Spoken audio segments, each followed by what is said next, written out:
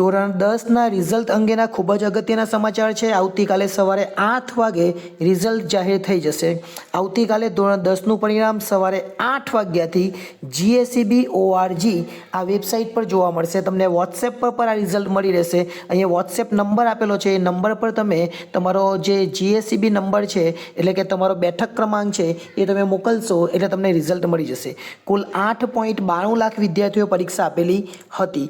આજે press not આવેલી છે। પ્રેસ નોટ આપણે જોઈએ પ્રેસ નોટ શું કહેવા માંગે છે। ગુજરાત માધ્યમિક અને ઉચ્ચતર માધ્યમિક શિક્ષણ બોર્ડ દ્વારા ધોરણ 10ની જે પરીક્ષા છે એમાં સંસ્કૃત પ્રથમ પરીક્ષા પણ આવી જશે।